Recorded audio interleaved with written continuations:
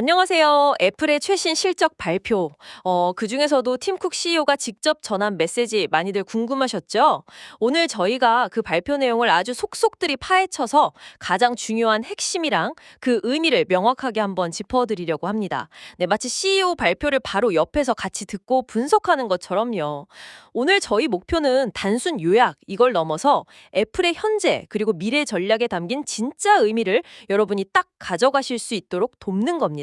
특히 팀 쿡이 어떤 그림을 그리고 있는지 여기에 집중해서 한번 따라가 보시죠. 바로 시작해 볼까요? 팀 쿡은 뭐 언제나처럼 인상적인 숫자들로 딱 포문을 열었습니다. 2025 회계연도 4분기 매출이 1,025억 달러. 와, 1,025억 달러요? 네, 이게 전년 같은 기간보다 8% 늘어난 수치이고 9월 마감 분기 기준으로는 역대 최고 기록이라고 합니다. 정말 대단한 숫자죠. 그리고 서비스 부분 매출이 눈에 띄는데요. 288억 달러로. 아, 네, 맞아요. 그게 정말 전년 대비 15%나 성장한 거죠? 네, 15%요. 역시 사상 최고치를 경신했습니다. 주당 순이익, 그러니까 EPS도 1.85달러로 9월 분기 최고 기록을 세웠다고 하고요. 아, EPS까지? 네, 투자자들이 중요하게 보는 지표죠, 그게? 맞아요. 이 주당 순이익 EPS라는 게 뭐 회사가 번 순이익을 전체 주식수로 나눈 값인데 주식 하나당 얼마 이익 냈나 보여주는 거라 아주 중요하죠. 2025년 한 해 전체 매출 역시 4,160억 달러로 사상 최고였다고 하네요. 야, 이 숫자들을 보면요. 단순히 기록 경신이라는 말로는 좀 부족한 것 같아요. 전 세계적인 경제 상황이 사실 녹록지 않잖아요. 그런데도 미국, 캐나다 같은 북미는 물론이고 유럽, 중동, 아시아의 여러 시장, 심지어 인도 같은 신흥 시장까지 포함해서 수십 개 지역에서 동시에 최고 매출을 기록했다는 건 이건 애플의 기초 체력이 얼마나 탄탄한지를 보여주는 증거죠. 그렇죠. 특히 서비스 매출이 15%나 뛰면서 전체 매출에서 차지하는 비중이 이제 상당히 커졌다는 점, 이게 정말 의미심장합니다.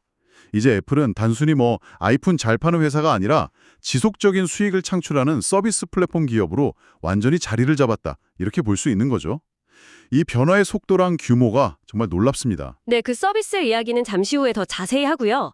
팀 쿡은 곧바로 신제품 라인업에 대한 아주 강한 자신감을 내비쳤습니다. 특히 새로운 아이폰 라인업, 그러니까 아이폰 17 프로, 아이폰 17, 그리고 이번에 새롭게 등장한 아이폰 에어 모델, 이걸 두고 아이폰 역사상 가장 큰 도약, 비기스트 립 에버라는 표현까지 썼는데요. 아, 그 표현요. 매년 나오긴 하죠. 맞아요. 매년 신제품 발표 때마다 굉장한 수식어가 붙긴 하는데, 근데 있잖아요. 이번에는 사용자들의 초기 반응이 특히 뜨겁다고 강조하더라고요.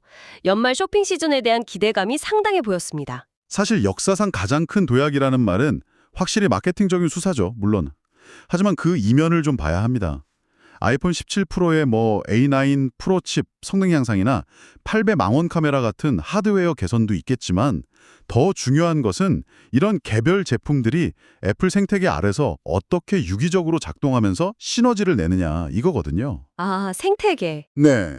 예를 들어 아이폰 에어가 새로운 디자인으로 주목받고 아이폰 17이 가성비로 어필한다면 이건 더 넓은 사용자층을 애플 생태계로 끌어들이려는 전략이다. 이렇게 해석할 수 있는 거죠. 다른 제품들도 빼놓을 수 없죠.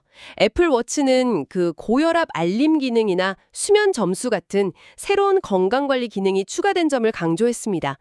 사용자들이 자기 건강 데이터를 더 쉽게 확인하고 관리할 수 있게 돕는다는 건데요. 건강 기능 강화가 눈에 띄네요. 네, 그리고 에어팟 프로 3세대 역시 향상된 음질과 액티브 노이즈 캔슬링, 즉 뭐 주변 소음 효과적으로 차단해주는 기능이죠. 여기에 더해서 실시간 통역, 라이브 트랜슬레이션 기능까지 탑재해서 좋은 반응을 얻고 있다고 합니다. 이 실시간 통역 기능은 정말 유용할 것 같은데요. 바로 그 지점입니다. 에어팟의 실시간 통역 기능은 단순히 에어팟 자체의 성능이 아니라 애플 인텔리전스라는 인공지능 시스템과 맞물려서 들어가는 거거든요. 아하. 애플 워치의 건강 데이터 분석 역시 마찬가지고요. 개별 기기의 성능 향상을 넘어서 기기들이 서로 정보를 주고받고 연동되면서 사용자에게 더 편리하고 통합적인 경험을 제공하는 것. 이게 바로 애플 생태계 전략의 핵심입니다. 매끄러운 연동성. 그렇죠. 이런 매끄러운 연동성이 사용자들이 계속 애플 제품을 선택하고 또 업그레이드하게 만드는 강력한 잠금 효과로 작용하고 있는 거죠. 과연 경쟁사들이 이런 수준의 통합 경험을 얼마나 따라잡을 수 있을지가 관건이겠네요. 그리고 이번 발표에서 기술적인 하이라이트 중 하나는 단연 M5 칩이었습니다. 팀 쿡은 이 칩을 비교할 수 없을 만큼 빠르다고 아주 자신 있게 소개했는데요. 특히 각 그래픽 처리 장치 GPU 코어마다 인공지능 작업을 빠르게 처리하도록 돕는 뉴럴 가속기가 들어갔다는 점을 강조했습니다. 이게 구체적으로 어떤 의미인가요? 뉴럴 가속기. 쉽게 말해서요, M5 칩은 설계 단계부터 인공지능 연산을 염두에 두고 만들어졌다는 뜻입니다. 뉴럴 가속기는 칩 안에 들어있는 작은 AI 전문 처리 두뇌라고 생각하시면 돼요. 복잡한 인공지능 모델을 기기 자체에서 빠르고 효율적으로 돌릴 수 있게 해주죠. 기기 자체에서요? 네, 단순히 속도만 빨라진 게 아니라 AI 시대를 위한 맞춤형 설계가 적용된 겁니다. 애플은 자사의 맥북 프로나 아이패드 프로 같은 기기들이 최고의 AI 작업 환경을 제공하는 플랫폼이라는 점을 분명히 하려는 의도인 거죠. 아이폰의 A19 프로 칩부터 M5 칩까지 애플의 주력 제품 라인 전체에 걸쳐서 일관된 AI 하드웨어 기반을 구축하고 있는 모습입니다. M5 칩은 새로운 아이패드 프로, 역대 가장 강력한 아이패드라고 표현했죠. 그리고 맥북 프로, 애플 비전 프로에 탑재된다고 밝혔습니다. 특히 아이패드 프로는 새로운 아이패드 OS 26의 윈도우 시스템과 결합해서 이전과는 다른 차원의 사용성을 보여줄 거다. 이렇게 기대감을 높였고요. 기술 이야기와 더불어 디자인에 대한 언급도 있었습니다. 리퀴드 글라스라는 새로운 컨셉트를 도입해서 모든 플랫폼에서 디자인 언어의 통일성을 높였다고 합니다. 유동성, vitality, flexibility를 핵심 가치로 내세웠는데 약간 좀 추상적으로 들리기도 하고요. 네, 리퀴드 글라스라는 용어 자체가 특정 소재를 말한다기보다는요. 제 생각에는 애플 기기들의 소프트웨어 인터페이스가 마치 액체나 유리처럼 부드럽고 투명하게 상호작용하면서 일관된 느낌을 주도록 디자인하겠다. 이런 철학을 담은 표현으로 보입니다. 아, 철학이군요. 네, 아이폰, 아이패드, 맥 등 여러 기기를 넘나들 때 시각적으로나 기능적으로 끊김없는 경험을 제공하려는 거죠. 앞서 말한 생태계 전략을 디자인 언어를 통해 더욱 강화하려는 시도라고 볼 수 있습니다. 모든 것이 애플스럽게 느껴지도록 만드는 디테일에 대한 집착이 엿보이는 부분입니다. 소프트웨어 업데이트 이야기도 이어졌는데요. iOS 60에서는 전화와 메시지 앱 기능이 개선되었고 맥에서는 기기 간 연속성, 컨티뉴티 기능이 더 강화되었다고 합니다. 이 연속성 기능이라는 게 정확히 어떤 건가요? 연속성 기능이요. 예를 들어 아이폰에서 보던 웹페이지를 맥에서 바로 이어서 본다거나 아이패드에서 복사한 텍스트를 맥북에 바로 붙여넣는 것처럼 여러 애플 기기들을 마치 하나처럼 매끄럽게 사용할 수 있게 해주는 기술들. 이걸 통칭하는 말입니다. 아, 네네. 이번 업데이트로 그 연동성이 더욱 강화되어서 기기 간 전환이 훨씬 자연스러워졌다는 의미겠죠. 그리고 아이패드 OS 26의 새로운 윈도우 시스템은 단순한 개선이 아니라 사용자 경험을 근본적으로 바꿀 잠재력이 있다. 이 점을 팀 쿡이 다시 한번 강조한 점도 주목할 만합니다. 자, 이제 이번 발표에서 팀 쿡이 가장 많은 시간을 할애하고 힘주어 이야기했던 주제로 넘어가 보죠. 바로 인공지능, 애플 인텔리전스입니다. 이게 앞으로 애플 경험을 어떻게 바꿀지 정말 궁금해지더라고요. 팀 쿡은 애플 인텔리전스가 강력하면서도 사용하기 직관적이고 무엇보다 개인정보 보호를 최우선으로 고려하며 설계되었다는 점을 여러 차례 강조했습니다. 네, 개인정보 보호. 이 부분을 애플이 AI 얘기할 때 정말 유독 강조하거든요. 맞아요. 사용자의 일상적인 작업 속에 깊숙이 통합되는 형태라고 설명했는데요. 구체적인 예시로는 앞서 언급된 에어팟의 실시간 통역 기능이나 카메라로 보이는 사물이나 텍스트 정보를 실시간으로 파악하고 활용하는 시각지능, 비주얼 인텔리전스, 그리고 사용자의 운동 기록과 목표를 분석해서 맞춤형 격려와 조언을 해주는 운동 친구, 워크아웃 버디 같은 기능들을 소개했습니다. 애플이 AI를 이야기할 때 개인정보 보호와 온디바이스 처리를 유독 내세우는 것은 매우 중요한 전략적 선택입니다. 사용자 데이터를 외부 서버로 보내지 않고 기기 내부에서 처리하는 방식, 이게 민감한 정보 유출에 대한 우려를 줄여주고 반응 속도를 빠르게 할 수 있다는 장점이죠. 장점이 크네요. 물론 기기 성능의 한계나 처리할 수 있는 작업의 종류에 제약이 있을 수도 있지만 애플은 이 점을 경쟁사들과의 핵심적인 차별화 포인트로 삼고 있는 겁니다. 프라이버시에 대한 사용자들의 관심이 높아지는 상황에서 상당히 효과적인 접근일 수 있습니다. 개발자 생태계에 대한 언급도 있었죠. 개발자들이 애플의 온-디바이스 AI 모델을 활용해서 새롭고 창의적인 앱 경험들을 만들어내고 있다는 점을 강조했습니다. 그리고 내년에는 사용자에게 훨씬 더 개인화된 경험을 제공할 새로운 시리를 선보일 예정이라고 예고하기도 했고요. 이 개인화된 시리는 어떤 모습일지 기대되네요. 맞습니다. 아무리 뛰어난 AI 기술이라도 실제 사용자들이 체감할 수 있는 유용한 앱과 서비스로 구현되지 않으면 그 의미가 퇴색될 수밖에 없거든요. 애플이 개발자들에게 자사의 AI 도구를 적극적으로 개방하고 활용을 장려하는 것은 결국 풍부한 AI 기반 앱 생태계를 구축하기 위한 필수적인 과정입니다. 그렇죠. 개인화된 시리 역시 사용자의 맥락을 더 깊이 이해하고 선제적으로 필요한 정보를 제공하는 형태로 발전할 가능성이 높은데 이는 온디바이스 처리 역량과 결합될 때 더욱 강력한 시너지를 낼 수 있을 겁니다. 그럼 이제 팀 쿡이 언급한 4분기 제품별 실적을 좀 더 자세히 들여다볼 시간입니다. 먼저 효자 상품인 아이폰부터 시작해 볼까요?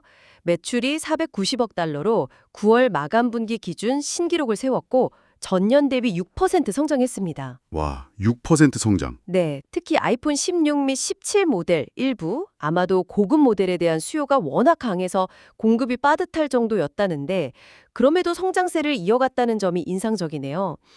팀쿡은 아이폰 17 프로의 강력한 성능, A19 프로 칩, 8배 망원 카메라, 아이폰 에어의 혁신적인 디자인, 아이폰 17의 뛰어난 가성비를 각각 언급하면서 전체 라인업에 대한 자신감을 보였습니다.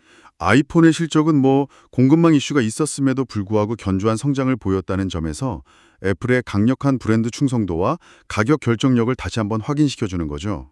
특히 고가 모델인 프로 라인업의 인기가 성장을 견인했을 가능성이 높아 보입니다. 다음은 맥입니다. 매출 87억 달러로 전년 대비 13%나 증가했는데 이건 맥북 에어의 판매 호조 덕분이라고 명확히 밝혔습니다. 맥북 에어 인기가 여전하군요. 네, 휴대성과 성능의 균형을 잘 맞춘 모델이 계속 인기를 얻고 있다는 뜻이겠죠?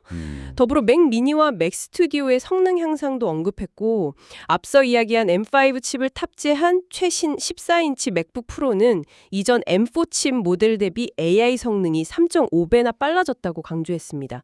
3.5배 형상이라는 게 실제로 어느 정도의 체감 성능 차이를 가져올지 궁금하네요.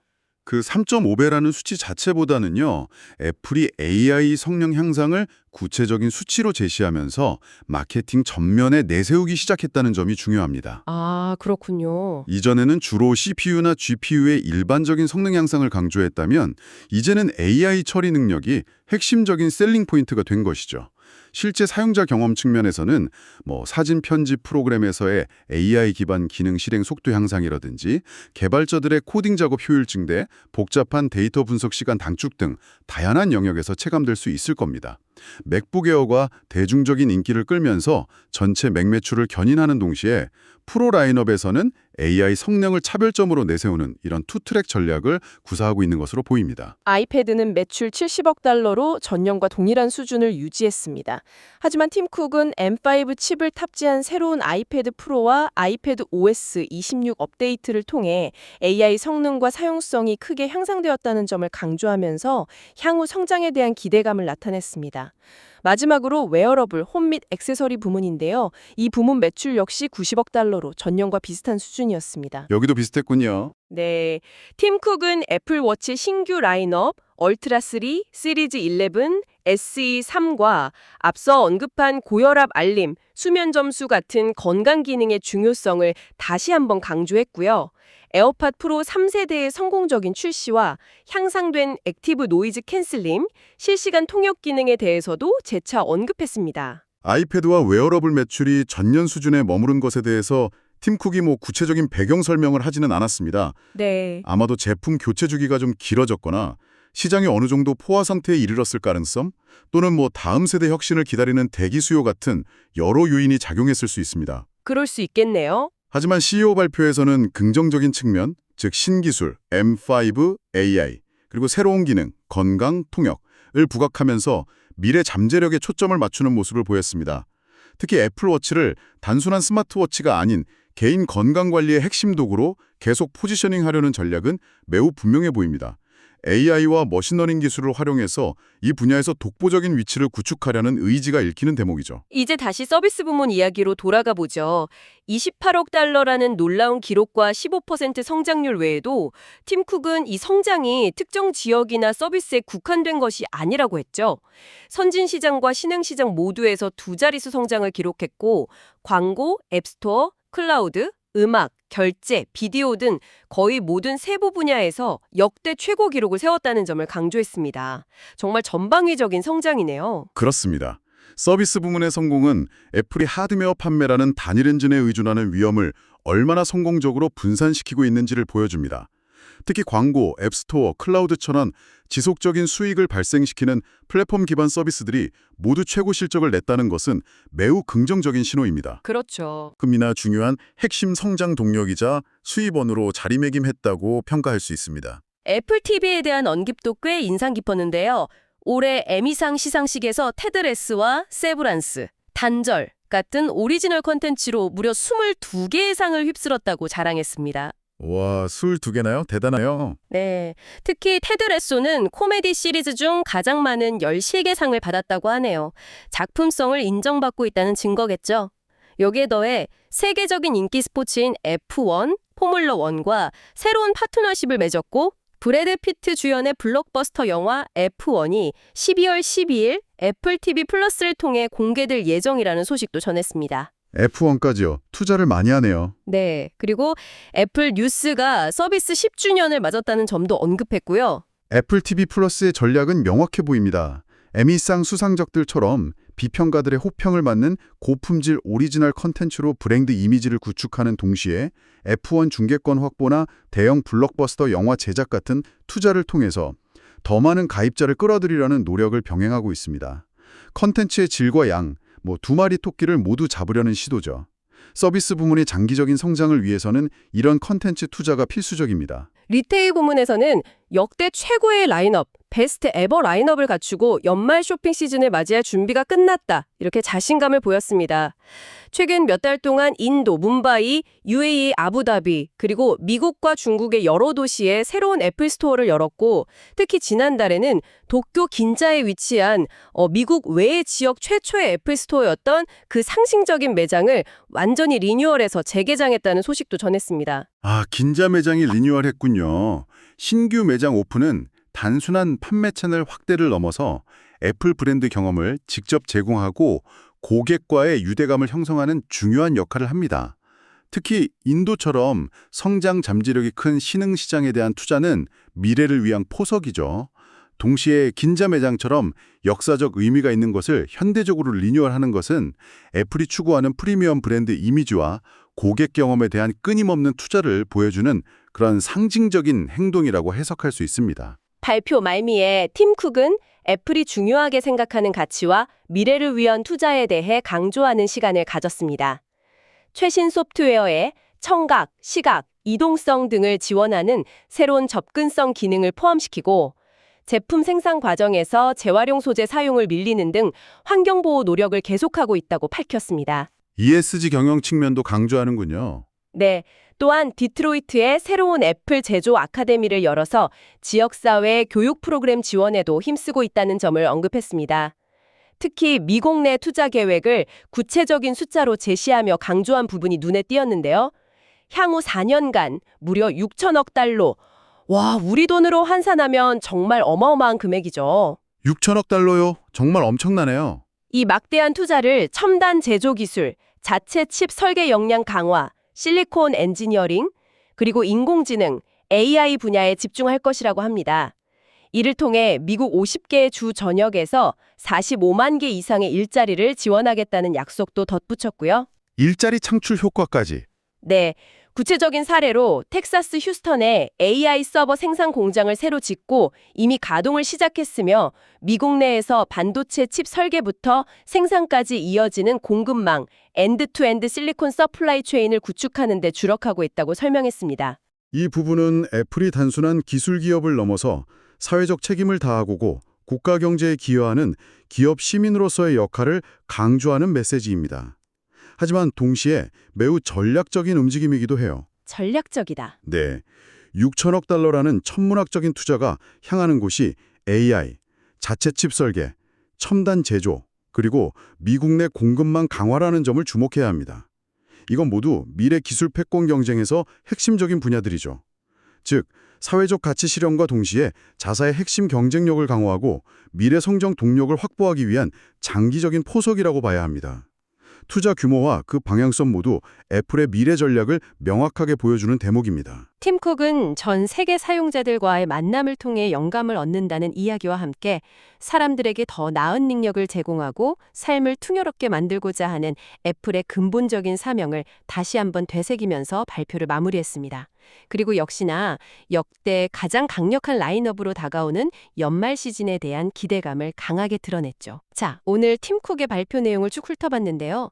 이 모든 이야기가 지금 이 방송을 듣고 계신 여러분께는 어떤 의미로 다가올까요? 정리해보면 애플은 기록적인 실적을 바탕으로 강력한 자신감을 보여주면서도 M5 칩과 애플 인텔리전스로 대표되는 AI 기술의 미래를 걸고 있다는 점을 분명히 했습니다. 또한 개별 제품을 넘어 통합된 생태계의 힘을 강화하고 사회적 가치와 미래를 위한 투자를 동시에 강조하는 모습을 확인할 수 있었습니다. 그렇습니다.